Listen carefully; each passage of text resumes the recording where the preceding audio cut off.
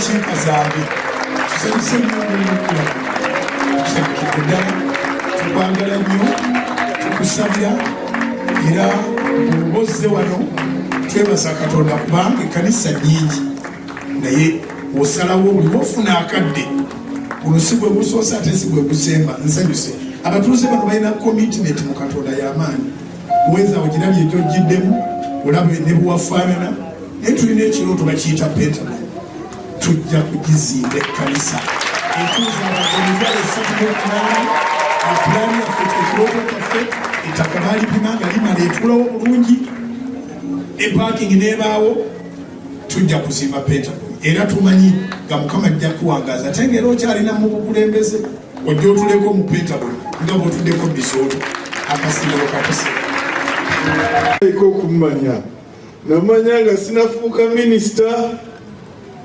nzijukira bulungi bwe wansabire ensala ey'amaanyi ennyo nga ndi mu ofiisi yange eri ey'obwannamateeka nali ntudde wansi bw'ati najja nansaako ebikono nansabira bwe yamala okusaba nanyimusa bw'ati nali simanyi nti musajja muwanvu nnyo agekola omusajja ka muwanvu nnyo ate bwe tutera okunyumya ennyo ekindeeta okumumpa very close kubanga background tulina almost the same kambaweko katono nnyo nga nali nga nkyali eyo nali student naye at that time pastor wange wano yali Joshua Kamyamusoke kyenyambula ekyo bwatwa tufaanagana ffenna tetwoza saati tetufaayo baziddugala zitya oba ono oyambadde engato oba engato yabene nga tufaanagana so bwe nakulembera kyenyambwira nnyo nga tufaanagana ate mu kiseera around that time nga bwekyogedde verakiretire Idi Amin na mu kanisa nze nali nnyingira buyingizi waliwo omukyala pasita Muteri akyaliwo nali nnyingira bweti naga nti gwe mwana wange mayanja dduka abali eri abakuba emundu gwe banoonya kale awo nesalirasalira omwo naye bwe nagenda okudda ate neeno mulumbi yange Makerere nga bagyetoolodde sinaawe enzira naye olwokuba nali muntu wakasiraamu nagenda mangu musiraamu wa muganda wange ehoka yali mutembeeyi naye kati takyali bamuyitanga nzalamba nagamba nze nina rumu nene nnyo ojja kusula wano rumu nene nnyo yali nene nnyo nga yeekala bweki wano nga wano omukyala we wasula wali yali azadde omwana wali nga asigala wasula n'omwana nange nensulawo kakati ebiseera ebyo byali si byangu nnyo naye twali tumaze emyezi 3 nga ntambula kiro the night is my best friend olumu nenga kino tekikyayinza genda maaso mpandikire Idi Amin mugambe nti tuwa appointment tujje ne pastors tukubulire otukirize tuddemu okusoba kakati bwe nawandiika nenjitwalayo nali ndowooza bajja kumpa appointment nzije ne pastors abalala ate abasinga baali bamaze okudduka eggwanga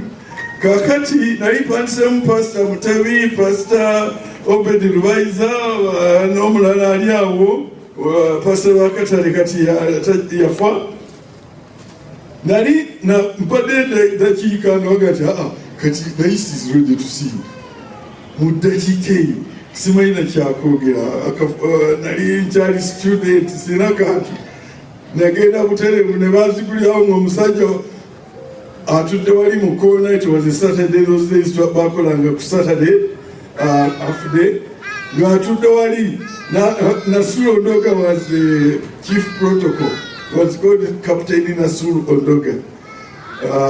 By coincidence of history, his son is working with me in the Miso land. He's a lawyer. Nasuru Ondoga nagamba ingira raisi. Nasuru Ondoga was another huge man. So I went, and His Excellency, the life president, Naloka Ngamba, yi dini kani hii. Atene yokuna ya jena velo jenyiga mwe ya Orthodox. Kuwanga ya Ngamba, yiko Islam, yiko Roman Catholic, yiko Church of Uganda. hii yako nini gani? What? I didn't even know what to say. But by the grace of God, eventually, he said, okay, the people will be released. And after a few weeks, they were released. And I was not harmed. And by the grace of God, I remained in the country, but very, very underground. And I thank God for all that. And because I was obedient at that time to the Holy Spirit, just a year after, I was appointed at the level of director with United Nations system. Because the next year, Idi Amin was overthrown. The following year, I finished my master's, and I was by the grace of God appointed to that high position of a director, legal director in the United Nations. And I was dealing with only presidents in the talk of the presidents of that time. Ahmed Ahidjo in Cameroon, Mobutu in Congo, and all those around, I would, except Uganda. And I would just fly over Uganda. I never came out to Uganda. But I'm talking of the glory of God. And by the grace of God, and those days we used to pray underground that God would one day give Uganda a God-fearing leader. And I have no doubt that in Yoweri Kaguta Museveni we have a God-fearing leader. I have no doubt that in my mind. Not because I'm a minister in his government, but spiritually, seeing his actions, the way he forgives his enemies. He calls even those who have been firing guns at him, come and we talk peace for Uganda. He brings churches for prayer. When there was COVID, he called the churches, come and we pray for our country. That's a God-fearing leader. And we pray that God will give him more strength. And I believe that it's not about to live. We shall continue giving him votes and votes and votes. Until God himself says, you are finished. And I know, knowing you as I do, let's enter that Pentagon. So, eby'ettaka by'ebeeramu buli kiseera. Nejjo nali kikuube eri wena tutayogedde ku ssimu. Nabadde naatera okuyingira Hoima, nabadde around there bwe nabaze ne ŋŋenda ekikuube eyo munda wala. Era nalese abantu eyo bazina ne nvaayo. Nengenda Hoima this very far, nakomye mu Kampala very late. And I'm happy to be here. So, ettaka President Museveni atitereezezza. Naye abantu bakyali bazibuzibu naye tebajja kumalako.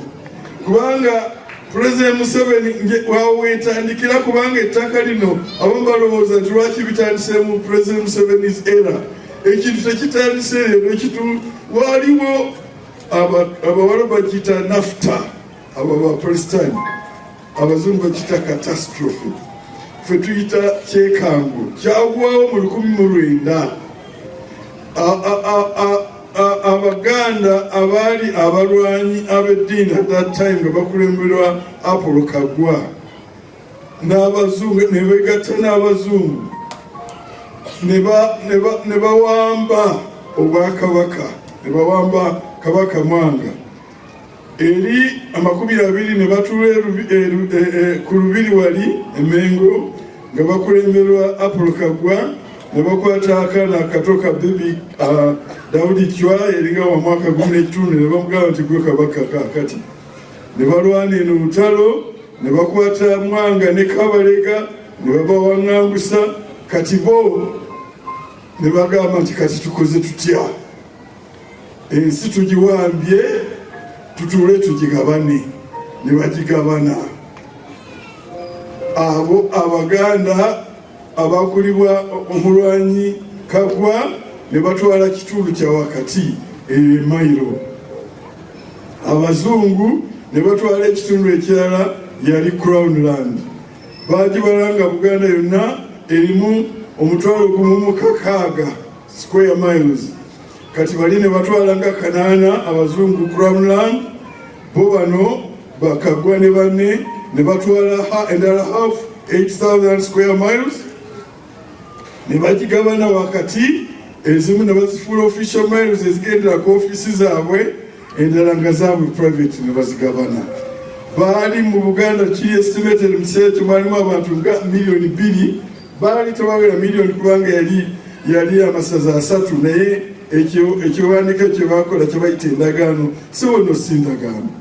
Endagaano kitegeeza nti ze nina kyenkuwa, tukola endagaano n'ogula emmotoka, nenkuwa ssente n'ompa emmotoka, ntunda ttaka nenkuwa ssente n'ompa ettaka. Kati wano tewali yali awa, abantu Apollo Kagwe ne banne tebaalina, n'abazungu tebaalina, n'ekintu baakituula ne bakigabana. Ku bantu emiliyoni 2 ezaali mu masaza ago 20 ge baali bataddewo mu kifo ky'amasaza 3 agaliwo, ne bakifuula nti ye Uganda esoose, first province of Uganda. Emiliyoni 2 ez'abantu abatisipeti okulimu 305 approximately be baafuna. Abalala bonna miliyoni 1 ng'emitwalo 7 tebaalina ttaka, be baafuuka ab'ebibanja. Eyo ye catastrophe yagwawo mu 1900. Abantu bazze beerwanako naye nga tewali abayamba. Okwerwanako okw'amaanyi kwaliko 1928. Omuzungu n'assaawo Busuulani Bujjolo, kyokka ng'egamba nti ggwe ow'ekibanja kale tewali akukwatako, naye woone yakubako ettaka obusuulu. Omuwe n'envujjo bw'olima ekibanja kyo n'ofunako ensawo 10 ez'emmwanyi, envujjo ensawo emu giba oli nannyini ttaka. N'obuli mwaka kwata obusuulu bw'oli, ate oli eyali mubbako ate gwawa. Ekintu tekyatereera okutuusiza ddala yonna n'agijjawo. Ne ate mu kujjawo mayiro n'ajjawo ne protection eyaleebweko ab'ebibanja Bujjolo. Kaakati kyatutte okutuuka 1995, Yoweri Kaguta Museveni ne NRM baze mu power, ne bakola constitution eya 1995, ne balyoka bazzaawo mayiro. Ate be baddiza mayiro ne bagamba nti fe abano ab'ebibanja twagala basigale nga bwe baali before 1928.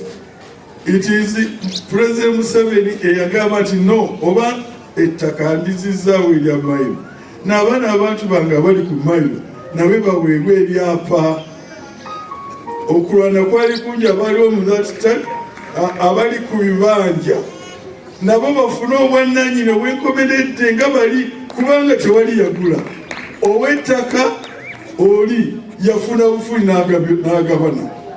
Ow'ekyapa, ow'ekibanja bamugamba bugaye nti okay, beera ku kibanja kyo, tewali yagula. Lwaki ugamba nti ate ono kati yaba yekka abeera n'ekyapa kyokka tali ku ttaka, ate ono yo abenga akyakola kino okuba busuulu? Era mumanyi olibyo olwa bulijjo lugamba nti nannyini ttaka kyate ono wa kibanja nikyavaawo mu mateeka, ani nannyini ttaka mu bonna, kabonna babeere equal. Kyawakanyizibwa, kyokka ne wabaawo akawaayiro pulezidenti ke yassaamu aka article 237 article 8 ne kagamba nti owe ku mayiro oba ku leasehold oba ku freehold kuliko ow'ekibanja. Ow'ekibanja oyo alina security of occupancy, takwatibwako. Era nasaabwa ne article endala 9 nti employment nekola etteeka erimu ekyapa.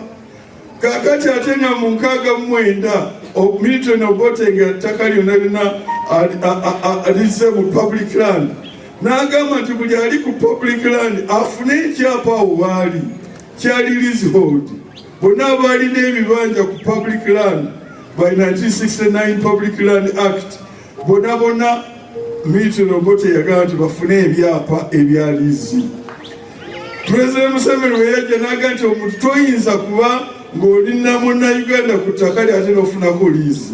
Olina kubeera naawe n'ekyapa ekyakomeredde, kwe kusaaka waayiro mu constitution aka article 237 sub article 5 nti omuntu yenna eyafuna liizi eyo agikyuse efuke freehold. Freehold bwe bwannannyini bwo obw'olubeerera. Kaakati n'okutuuka ti wenjogera ku ssaawa eno, buli muntu yenina alina leasehold waddembe okugifuula freehold. Kati process esigadde mu budde bukyaliwo okugaba abantu bali nga Bayibuli egamba nti abantu bange babula lwa butamanya. Abantu tebamanyi nti obeera ku kibanja tewali akugobako, nti constitution ekunywezezza, nti ne president ayisizza directives 3. Esooka yagiyisa 10 years ago naye batona abagimanyi. 10 years ago president yayisa directive nga 22 August 2013 n'agamba nti nno bw'obeera ku kibanja kyo tewali akugoba ku kibanja kyo, tewali ajja n'agamba nti weegule, kubanga teweegula kikyo. Nina akatambala kange wano kenkutte mu ngalo k'ensaaguza entuuyi, toyinza kujjayo noga nti akatambalako ate keegule, kubanga kako kange. Kakati noweekyawo ekibanja kikyo nolwekyo ekyo akugamba weegule aba akugge bubbi. That's number 1 anti-constitutional. Number 2, directive ate directive za president zina force of law kubanga zikolera mu article 99 ya constitution sub article 1, 2 and 3. I have 3 cases in the Supreme Court nga zigamba nti it has the force of law. Nolwekyo tewali ajja n'agamba nti weegule kubanga kikyo. Namba 2 naga tewali ajja n'akugamba nti ekibanja nze nina ekyapa, ekibanja kyolina kinene nnyo kyayiika 8, nolwekyo mpa 7 nkuwa ekyapa kwemu. Oyo naye aba mubbi kubanga ekintu kikyo kyonna kikyo. Ate n'agamba nti mu that directive nti bw'obanga oli azze n'agula ettaka kyokka abaliko ne bagamba nti tutunda, yes, willing buyer, willing seller, oyinza okutunda. Naye kyokka bagamba nti ne babanga Nabosi sebo gosinga okumanya mu Bayibuli. Kabaka yamugamba nti nguza ekibanja kyekyo. N'agamba nti ne bankwadde ndi mwavu, omwavu taba na kake sijja kuguza. Ebaddirira mubimanyi. Kakati oyinza okubagamba nti okay, oli mugagga olina nnyingi oŋŋamba naye akange sijja kukatunda. Abo gwe yagula oba oguze empewo directive bwekyo bwegamba ate erina force of law. Kati akugobako yenna akwatibwe era mundaba abandaba ngamba kwata nti ogobye. Ate abona abagobwa obazzeeko era kyebamundaba nga mbazzaako. Bwebanga court order yezze directive ya president ya 28 February 2022 egamba nti court order egobawo ekibanja ku ttaka esooka kuyita wa RDC ne security committee ya district nejja neba approved by Minister of Lands. So bwebanga si approvize an eviction oba olina court order oba tolina eyo court order ebaafu ekitegeeza nti as we stand now buli muntu yenna alina security of occupancy. Ekiragirira kakati tufunye ne another because president yabuuza ekibuuzo nti kakati mwe muligamba nti tulina rekodi z'amataka gonna ebyapa tubirina senga omuliro gujja ne gwokya ebyapa byaffe erikoti ziddawa ng'abaali mu kiseera ekyo bamutunulira butunuzi. Yalyoka asayininga $4,400 from World Bank netukola system. Kati system etandise okukola eya digital. Tokyayinza kukola kyapa ku kyapa, ekyapa on top of kyapa. Kubanga system ekyarejectinga tokyayinza kukola kyapa ku forest. System ejakola kati awali forest and will reject it. Tokyayinza te kubaawo nti olina akubuzabuza nti ku kyapa kubanga ojja kukola kapoto bonoba okasasulira omutwalo gumu gwokka nga bakakasa ku ssimu. Onyiga bunyizi nga kakolaga nti ekyapa ekyo kuliko ono nani kifaanana bwekiti, kiriko mogeji, kiriko caveat ngoga ati ngula wasigula kubanga information yonna. Ogenda mu banka ekola bukozi poto mogeji negiyingiza mu dakiika 2 byonna information ne evaluation ebeetuuse. Looni yandikutuwidde emyezi 3 ena ti documentation kyatandika kati kutwalira butwalizi just a matter of hours. Kale mulaba tutuuse wala nnyo kati bano bonna abadde bagobagoba abantu bonna tubagoba mugobi tukwata bukwasi